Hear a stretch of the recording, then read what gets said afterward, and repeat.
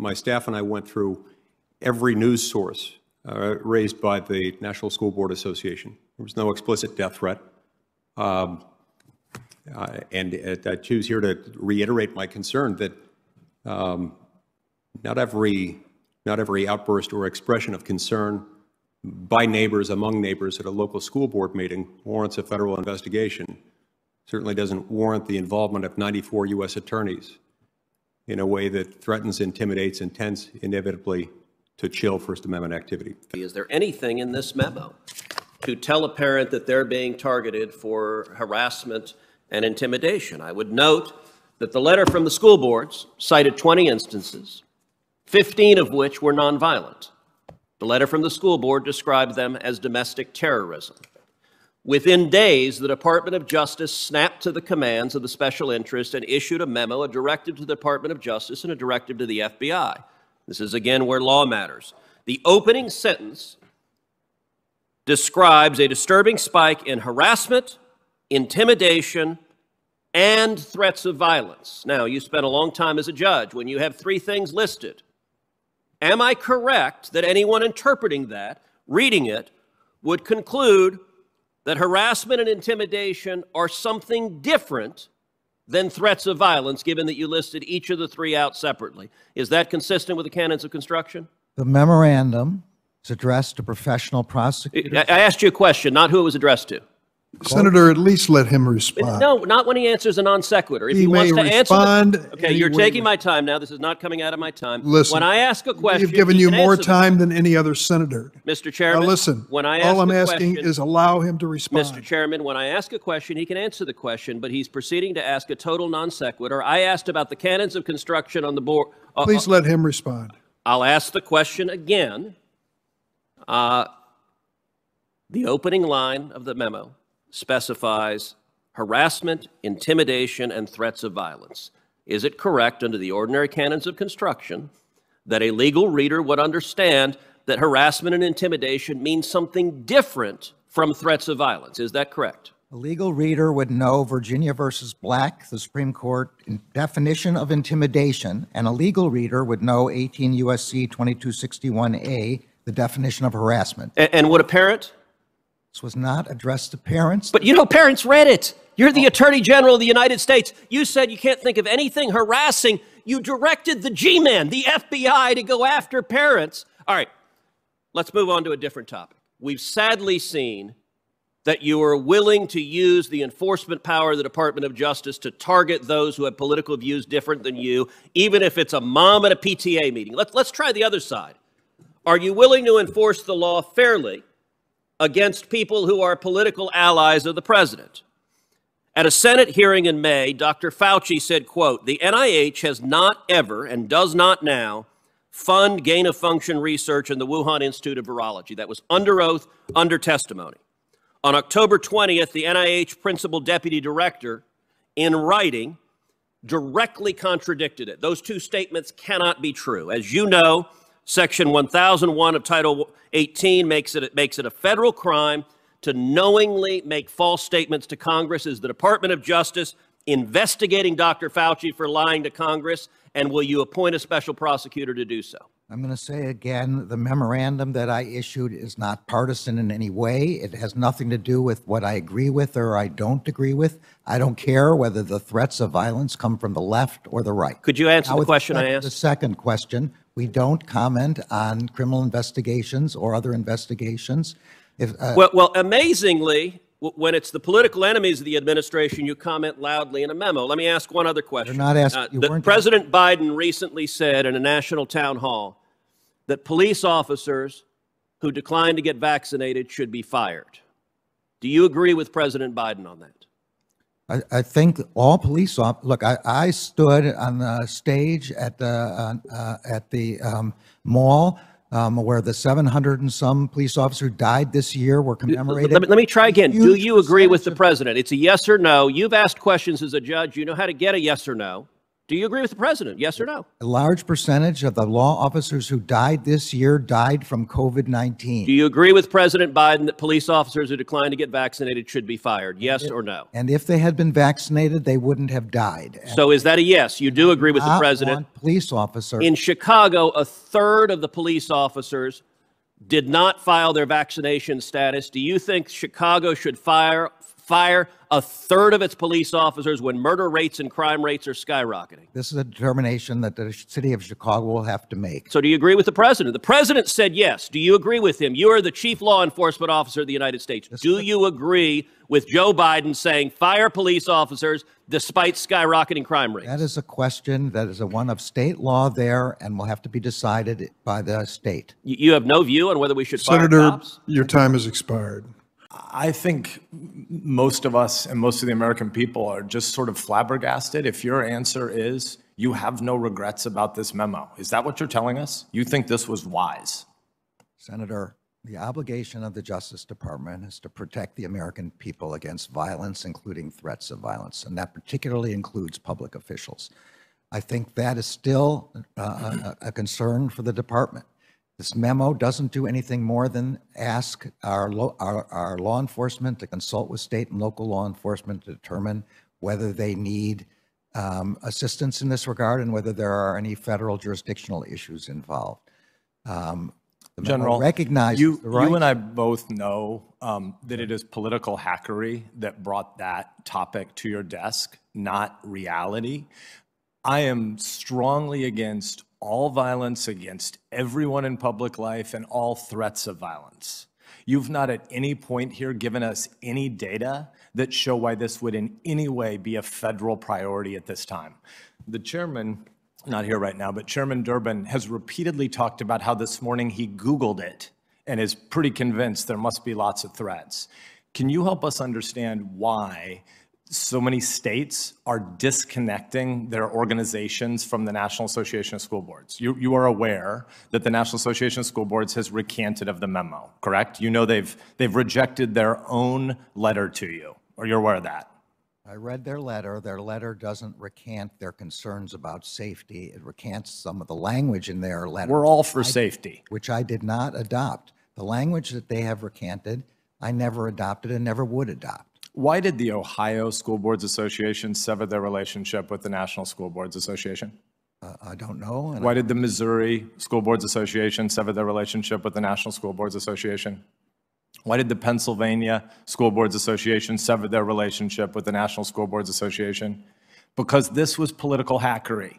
The kind of stuff you told us when you were seeking confirmation that you would be against. And you had the audacity to begin your opening statement today by telling us one of your big three priorities was to make sure communications between the White House and the Justice Department were not politicized. The last three administrations in a row have politicized the Department of Justice, the three including you now. You told us one of your priorities in running DOJ was to reject these kinds of politicization we saw in the Trump DOJ and in the Obama DOJ. You told us that was one of your priorities.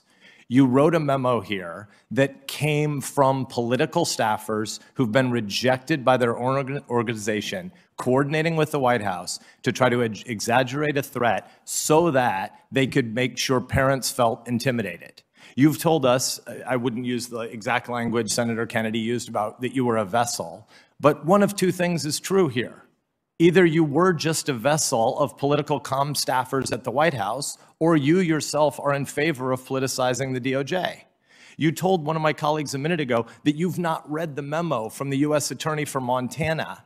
I'll read it to you if you want, or I'll bring it to you and you can read it. This is one of your direct reports. It's an insane letter.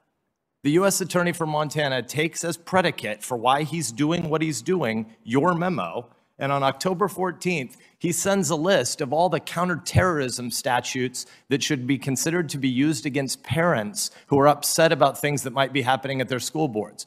Maybe there's lots of specific evidence of violence being threatened against school board members in Montana.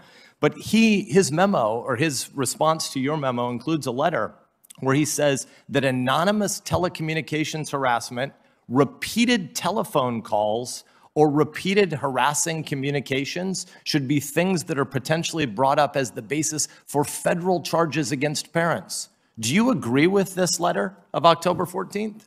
Senator, I'm going to say again, this is aimed at violence and threats of violence, and I don't care whether they come from the left or from the right or from up or from down. I don't care if they're in favor of curriculum or against a particular kinds of curriculum. We can imagine this, all these kind of these arguments against school boards coming from either the left or the right. It doesn't matter. Arguments against school boards are protected by the First Amendment. Threats are not protected by the First Amendment. And we received a letter from the National Association of School Boards. No reason to believe. No, you didn't receive an anonymous letter. White House political staff co-wrote it with this organization, which is why the organization has rejected it. You know these facts now to be true, and yet you still won't disavow your memo. Why? You didn't receive some objective, neutral letter because all these people were being threatened. You are responding to a political campaign to politicize the Department of Justice. How big is the threat that American parents pose right now? When you lead a big organization, you have 100,000 plus employees. You have a lot of violence to go after. Are parents at school boards one of the top 3 concerns you face right now? This memorandum is not about parents at school boards. It doesn't matter whether they're parents or anyone else. It has to do with threats against public school teachers, public school officials. It is not political. I'm against all those threats. I want to know what the data is. Well, I don't need data in order to assess. To respond to a political staffer's campaign out of the White House. The purpose of this memorandum is to get our law enforcement to assess the extent of the problem. And if there is no problem, if states and local law enforcement are capable of handling the problem, then there is no need for our involvement.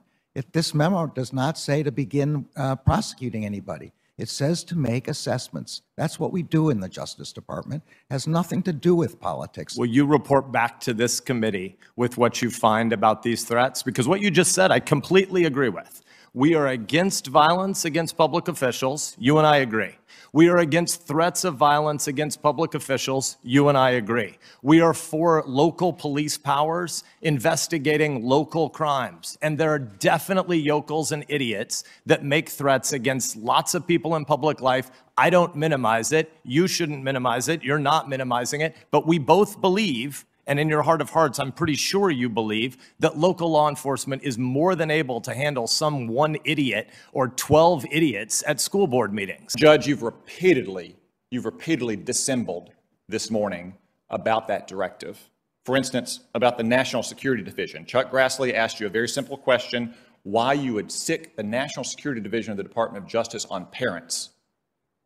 John Cornyn asked you the same thing. You said it wasn't in your October 4th memorandum, it was in another office's memorandum. It wasn't another office's memorandum, Judge. It was in a press release from your office, right here in front of me, October 4th, 2021, for immediate release. You're going to create a task force that includes the National Security Division. What on earth does the National Security Division have to do with parents who are expressing disagreements at school boards? Nothing in this memorandum or any memorandum is about parents expressing disagreements with their school boards. The memorandum makes clear that parents are entitled and protected by the First Amendment to have vigorous debates. We don't, the Justice Department is not interested in that question at all. It is okay, so even in that case, what is the National Security Division, Judge? These are the people that are supposed to be chasing jihadists and Chinese spies. What does the National Security Division have to do with parents at school boards? This is not, again, about parents at school boards. This is about threats of violence. Okay, let me turn to that, because you've said that phrase repeatedly throughout the morning. Threats or violence and threats of violence. Violence and threats of violence. Yeah. We've heard it a dozen times this morning. As Senator Lee pointed out, the very first line in your October 4th memorandum refers to harassment and intimidation. Why do you continue to dissemble in front of this committee that you are only talking about violence and threats of violence when your memo says harassment and intimidation? Senator, I said in my testimony that it involved other kinds of criminal conduct. And I explained to Senator Lee that the statutory definitions of those terms and the constitutional definitions of those terms involve threats of violence. Okay, let's look at one of those statutes you cited. Yeah. Section 223. Yeah. That statute covers the use of not just telephones, but telecommunications devices to annoy someone.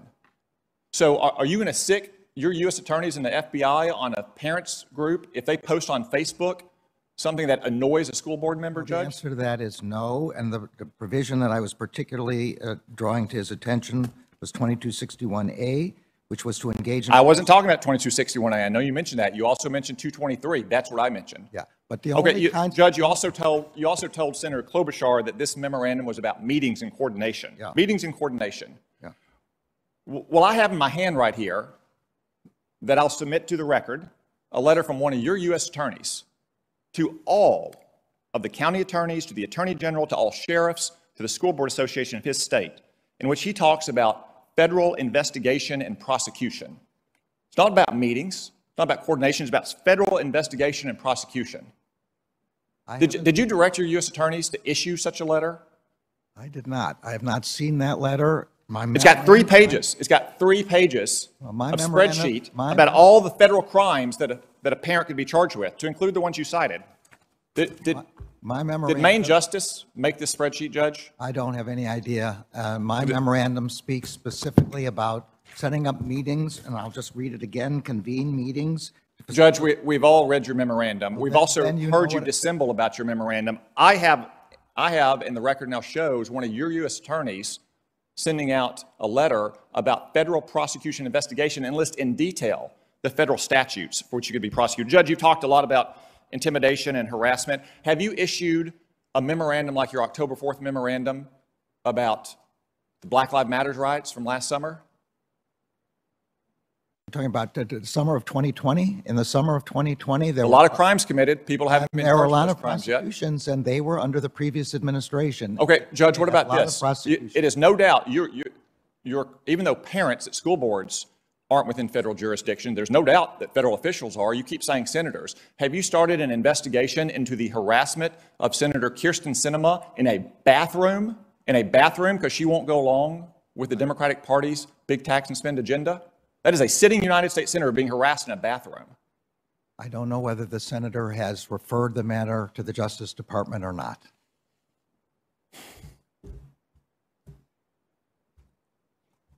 You've cited as the basis for that directive the National School Board Association's letter of September 29th. Was that directive being prepared before September 29th, before the School Board Association letter was issued?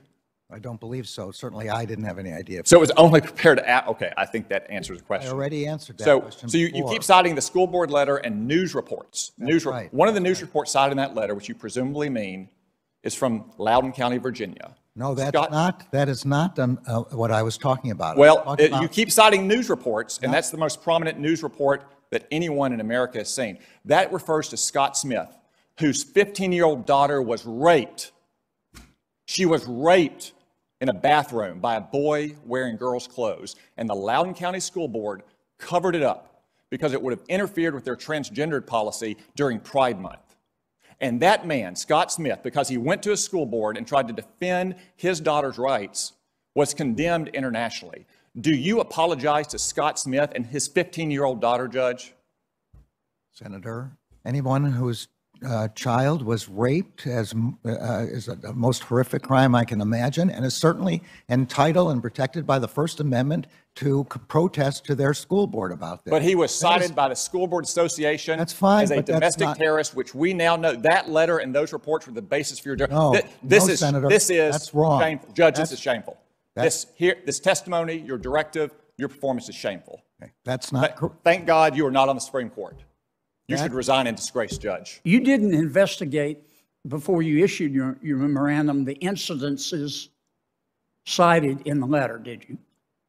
Look, I took a statement by the National Association, which represents thousands of school board members, when they said that they were facing violence and threats of violence, and when I saw in the news media reports Yeah, but you didn't investigate the incidents in the letter, did you? No, this is the first step. This is an assessment step. It comes before investigations. The purpose Right. is Before you issued your memo, you didn't investigate the incidents. the memo is intended to begin assessments. It is intended to And in ask- fact, most of the incidents in the letter did not involve threats of violence, did they? I think that's correct. Most of them did not, Yeah. and they would not be covered by either federal or state law. I agree with that, and they would be protected by the First Amendment.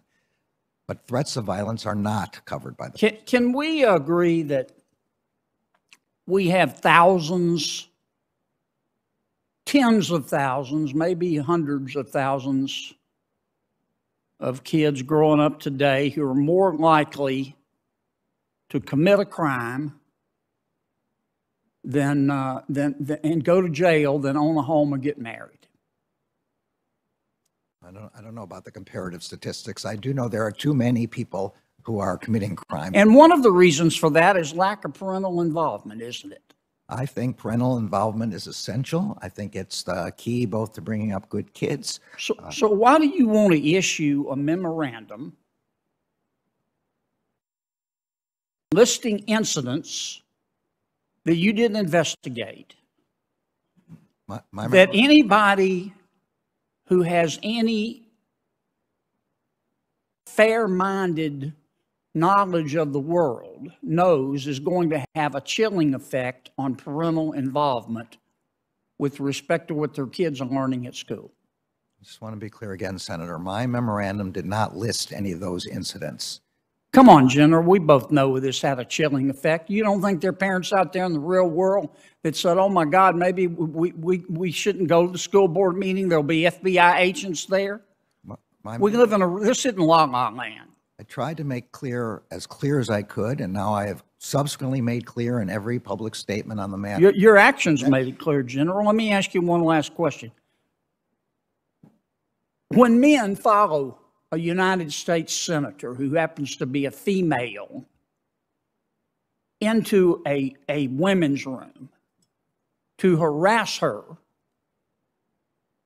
about her beliefs, why is that just part of the process, as President Biden says?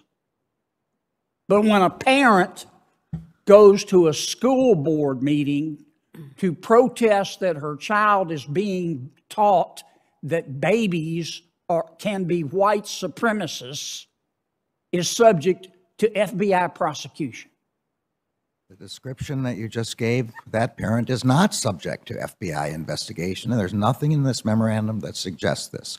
We protect United States senators against threats of violence. You did a good job with Senator Sinema. You've testified on this letter from the National School Board Association that we now know the White House was involved in writing. They've retracted the letter. They've apologized for the letter. They say they regret the letter, but you won't retract the memo and said earlier that you have no regrets. And you've defended yourself repeatedly today before this committee by saying, well, you're focused on violence.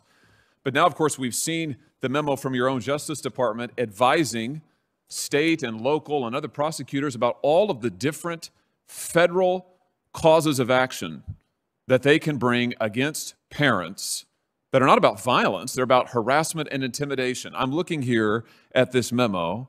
It identifies no fewer than 13 possible federal crimes involving harassment and intimidation, including making annoying phone calls. Do you think a parent who makes a phone call to a school board member that she has elected, that school board member deems annoying, should be prosecuted, General Garland? No, I don't. And the Supreme Court has made quite clear that the word intimidation with respect to the constitutional protection is one that directs a threat to a person with the intent of placing the victim in fear of bodily harm or death. Prosecutors who investigate these cases know the Supreme Court's. This is a very famous leading case. Prosecutors do, but parents don't, General Garland. Do you think that a parent who looks at the 13 different federal crimes that your Justice Department has identified they might be subject to and prosecuted for, like making annoying phone calls, do you think that they're going to feel that they're welcome to speak up at a school board meeting? How about this one? They could be prosecuted for using the internet, I guess that would be Facebook, in a way that might cause emotional distress to a victim. Is that a crime of violence? Senator, I haven't seen the memo that you're Why talking haven't about, you? and I don't, even from the description, it doesn't sound like it was addressed to parents. But if you No, it wasn't addressed to parents. It was addressed to prosecutors. That's the problem. Why haven't you seen the memo? I don't know why I haven't. I don't look at every. I do not get every memo that every U.S. attorney sends out. But if you're Wait a minute. I just want to be sure I understand this. This is a memorandum that collects 13 different federal crimes parents could be charged with. It has United States Department of Justice on the top of it, and you're telling me you haven't seen it? Who's the memo from, Senator? The United States Department of Justice, United States Attorney for the District of Montana. I have not seen a memo from the District of Montana. Not high enough priority for you? It's not. That's not the question. I don't. It is the question. Answer my question. Is it not a high enough priority for you when you're threatening parents with 13 different federal crimes? These aren't crimes of violence. You've testified today. You're focused on violence. That's not what your U.S. attorneys, they work for you. That's not what they're saying. You haven't seen it because it's not a high enough priority, or what? Question of priority. No one has sent me that memo, so I haven't seen it. What do you mean no one has sent you the memo? You run the United States Department of Justice, do you not? There are 115,000 employees of the Department of Justice. Indeed, and you are in charge of every one of them. And And this I was do a not- sufficiently important case that you issued a memo. You, over your signature, issued a memo involving the FBI and the Department of Justice in local school boards, local school districts. Your U.S. attorneys are now threatening prosecution with 13 different crimes, but it's not a high enough priority for you. It got lost in the mix. I'll send again. I've never seen that memo. It wasn't That's what sent to me. concerns me, General Garland. Well, it wasn't sent to me. I hope you will assure your constituents that what we are concerned about here is violence and threats of violence. That only leads That's me the to best way- conclude, that's General the best Garland, way- all I can conclude from this is either that you're not in control of your own department, or that, more likely, what I think to be the case, is that you knew full well that this is exactly the kind of thing that would happen. When you issued your memo, when you involved the Department of Justice and all of its resources, and the FBI and all of its resources, in local school boards and local school districts, you knew that federal prosecutors would start collecting crimes that they could use against parents. You knew they would advise state and local officials that these are all of the ways parents might be prosecuted. You knew that that was the likely outcome, and that's exactly what's happened. And we're talking about parents like Scott Smith, who's behind me over my shoulder. This is a father from Loudon County, Virginia. Here he is at a school board meeting. He was forcibly restrained. He was assaulted. He was arrested. Why? Because he went to an elected school board meeting. He's a voter, by the way. He went to an elected school board meeting to raise the fact that his daughter was assaulted, sexually assaulted, in a girl's restroom by a boy. This is what happened to him. Now, you testified last week before the House that you didn't know anything about this case. I find that extraordinary because the letter that you put so much weight on, the letter that's now been retracted, it cites this case. It cites Mr. Scott's case directly. There's a news article cited in the letter. It's discussed in the letter, but you testified you just couldn't remember it. Maybe this will refresh your memory. Do you think people like Scott Smith, do you think parents who show up to complain about their children being assaulted ought to be treated like this man right here? Parents who show up to complain about school boards are protected by the First Amendment. Do you think that they ought to be prosecuted They in are the different protected. ways that your U.S. attorneys are identifying? If what they're doing is complaining about what the school board is doing, policies, curriculum, anything else that they want to, as long as they're not committing threats of violence, then they should not be prosecuted, and they can't be. Let me ask you about this. Several of my Democrat colleagues have today, just today in this hearing, multiple times have compared parents who show up at school board meetings, like Mr. Smith here, have compared them to criminal rioters. You think that's right? You think that a parent who shows up at a school board meeting, who has a complaint, who wants to voice that complaint, and maybe she doesn't use exactly the right grammar, you think they're akin to criminal rioters? Do you agree with that? I do not, and I do not remember any senator here making that comparison. Oh, really? These people are just like the folks who came here on January 6th and in the riot at the Capitol? I don't think they were referring to the picture that you're showing there. Well, I certainly would hope not, but they were referring to parents who go to school board meetings. Mr. Smith is a parent who went to a school board meeting. I'll leave it at this, General Garland. You have weaponized the FBI and the Department of Justice. Your U.S. attorneys are now collecting and cataloging all the ways that they might prosecute parents like Mr. Smith because they want to be involved in their children's education and they want to have a say in their elected officials. It's wrong. It is unprecedented, to my knowledge, in the history of this country, and I call on you to resign. Thank you, Mr. Chairman. Senator Cruz. Thank you, Mr. Chairman. For 8 years under Barack Obama, the Department of Justice was politicized and weaponized. When you came before this committee in your confirmation hearing, you promised things would be different. I asked you specifically, quote, will you commit to this committee that under your leadership, the Department of Justice will not target the political opponents of this administration? Here was your answer, quote, absolutely. It's totally inappropriate for the department to target any individual because of their politics or their position in a campaign. That was your promise just a few months ago. I'm sorry to say you have broken that promise. There is a difference between law and politics. And General Garland, you know the difference between law and politics. Law is based on facts. It is impartial. It is not used as a tool of political retribution. This memo was not law. This memo was politics. On Wednesday, September 29th, the National School Board Association wrote a letter to the President asking the President to use the Department of Justice to target parents that were upset at critical race theory, that were upset at mask mandates in schools, to target them as domestic terrorists.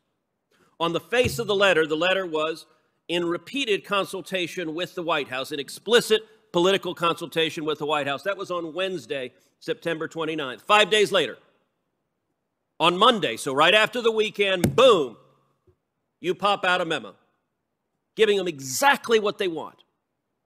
Now, by the way, I understand that. In politics, that happens all the time. An important special interest wants something. Sir, yes, sir. We're going to listen to them. Let me ask you something, General Garland. In the letter, which you told the House of Representatives was the basis for this abusive memo targeting parents, how many incidents are cited in that memo? I have to look back through the memo. I can't count it. You don't know. How many of them were violent? Again, the general report. How many of them were violent? Do you know? I don't know. You don't know. And there's a reason you don't know. Because you didn't care, and nobody in your office cared to find out. I did a quick count just sitting here. During this hearing, I counted 20 incidents cited. Of the 20, 15 on their face are nonviolent. They involve things like insults. They involve a Nazi salute. That's one of the examples. My God, a parent did a Nazi salute at a school board because he thought the policies were oppressive. General Garland is doing a Nazi salute at an elected official. Is that protected by the First Amendment? Yes, it is. Okay. 15 of the 20 on the face of it are not violent. They're not threats of violence. They're parents who are unhappy. Yet, miraculously, when you write a memo, the opening line of your memo, in recent months, there has been a disturbing spike in harassment, intimidation, and threats of violence. You know what? You didn't look, and nobody on your staff looked. Did you even look up the 20 instances? As I testified, the decision to make send a memo is for an assessment. Did you look up the 20 instances? I did not read. Did anyone on your staff look them up? I don't know the answer, but it's not but of the course memo. you don't. In general, there's a reason. Look, you started your career as a law clerk to Justice Brennan. You've had many law clerks during the year, during your time as a judge. I was a clerk to Chief Justice Rehnquist. I'll tell you what, if I drafted an opinion for the Chief Justice and walked in and it said, there's a disturbing pattern of violence, well, Ted, how do you know that? Well, I got an amicus brief here who claims it. You would fire a law clerk who did that. You're the Attorney General of the United States. This was not a tweet you sent. This is a memo to the Federal Bureau of Investigations saying, go investigate parents as domestic terrorists. That is not what the memo says at all. It does not. Is it what the letter says? That is not what. Is it what the letter says? I don't care what the letter says. You don't care. You said it was the basis of your memo. You testified under oath before the House of Representatives. The letter was the basis of your memo. Now you don't care about the letter? The letter and public reports of violence and threats of violence. My memo says nothing about domestic terrorism, says nothing about parents committing any such things.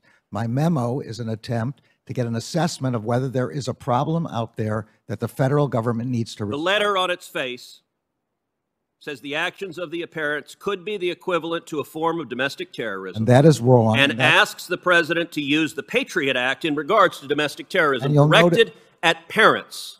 And This was the basis of your memo. My memo. The Department of Justice, when you're directing the FBI to engage in law enforcement, you're not behaving as a political operative because a political ally of the president says, hey, go attack these parents because we don't like what they're saying. Department of Justice, you did no independent research on what was happening, did you? The memo has nothing to do with partisan. Did you do independent research? The memo has. Did you do independent research? The memo has nothing to do. Okay, you're with not partisan answering that politics. question. You testified you know nothing about the violent sexual assault that happened in Loudon County, even though it's one of the bases in this letter. I read about it since then. Okay. You told the House last week you knew nothing about it. Not know at the time. No. Okay. This week, the court concluded that a 14-year-old girl was violently raped by a boy wearing a skirt in the girls' restroom. The school district covered it up, released the boy, sent him to another school where he violently raped another girl. The father, who Mr. Hawley just showed you, was the father of the first girl. He was understandably, do you understand why a parent would be upset when your daughter is raped at school, the school board covers it up, and then lies to you and claims there have been no assaults, we have no instances of assaults in our bathroom, and that was a flat-out lie, as the court concluded this week. Do you understand why the parent would be upset? Absolutely, and any expressions of upset are completely protected by the First Amendment. Except you just called him a domestic terrorist. I never called him that. That's not correct. This letter calls him a domestic terrorist. You based a direction to the FBI, an official direction from the Attorney General, on this letter, and I'll tell you what, the NSBA is so embarrassed of this letter, they've apologized for it and retracted it, but you don't apparently have the same willingness to apologize and retract what you did. Let me ask you something else. A big part of this letter is that they're upset about parents not wanting critical race theory taught. Your son-in-law makes a very substantial sum of money from a company involved in the teaching of critical race theory. Did you seek and receive a decision from an ethics advisor at the Department of Justice before you carried out an action that would have a predictable financial benefit to your son-in-law? This memorandum is aimed at violence and threats. I just asked a question. Did you seek It an has ethics no predictable Did you effect seek on- an ethics opinion? It has no Did you seek an ethics opinion? Judge, you know how to ask questions and answer them. Did you seek an ethics opinion? You asked me whether I sought an ethics opinion about something that would have a predictable effect on something. This has no predictable effect in the way that you're talking about. So if critical race theory is taught in more schools, does your son-in-law make more This money? memo has nothing. If critical race theory is taught in more schools, does your son-in-law make more money? Yes or no? This memorandum has nothing to do with critical race Will theory you answer or if you any sought an other ethics kind opinion? of curriculum. Will you answer if you sought an ethics I am opinion? answering the best I can. Yes or no? Did you seek an ethics opinion? This memorandum has Did nothing. you seek an ethics opinion? This memorandum has nothing to do with. General, are you race theory. refusing to answer if you sought an ethics I'm opinion? telling you that there's no possible. So you're saying no. Just answer it directly. You know how to answer a question directly. Did you seek an ethics opinion? I'm telling you that if I thought there was any reason to believe there was a conflict of interest, I would do that. But I cannot. Why do you imagine refuse to answer a the question? conflict Why of won't you interest. just say no? I'm sorry. You're not going to answer the question? I'm sorry. Ask the question again. Did you seek an ethics opinion? I'm saying again, I would seek an ethics opinion in. So no is the answer, where I correct? thought there was a conflict. Senator, your time is up. Thanks for watching, and if you haven't already, please consider subscribing to our channel. And while you're at it, please leave us a comment. Thank you for watching. Answer the question. Senator, you've gone way beyond. Actions of the parents could be the equivalent. You asked me whether I sought an ethics opinion about something that would have a predictable effect on something. This has no predictable effect in the way that you're talking about. So if critical race theory is taught in more schools, does your son-in-law make more money? This memo has nothing. If critical race theory is taught in more schools, does your son-in-law make more money? Yes or no? This memorandum has nothing to do with critical race Will theory you answer or if you any sought an other ethics kind opinion? of curriculum. Will you answer if you sought an ethics I am opinion? answering the best I can. Yes or no? Did you seek an ethics opinion? This memorandum has Did nothing. you seek an ethics opinion? This memorandum has nothing to do with. General, are you race refusing to answer if you sought an ethics theory. opinion? I'm telling you that there's no possible. So you're saying no, just answer it directly. You know how to answer a question directly. Did you seek an ethics opinion? I'm telling you that if I thought there was any reason to believe there was a conflict of interest, I would do that, but I cannot. Why do you imagine refuse to answer a the question? conflict Why of won't you just interest. say no? I'm sorry. You're not going to answer the question? I'm sorry. Ask the question again. Did you seek an ethics opinion? I'm saying again, I would seek an ethics opinion in. So no is the answer, where I correct? thought there was a conflict. Senator, your time is up. Let the record reflect the Attorney General refuses to answer whether he sought an ethics opinion, and apparently ethics are not a terribly high priority in the Biden Justice Department. I don't think that's a fair reflection of what I said. Then answer the question. Senator, you've gone way beyond any other senator's time. I think you ought to be at least respectful of other senators at this point. Mr. Chairman, do you know the answer whether he sought an ethics opinion? I think you have exchanged that so many times, we know where we stand. Thanks for watching, and if you haven't already, please consider subscribing to our channel. And while you're at it, please leave us a comment. Thank you for watching.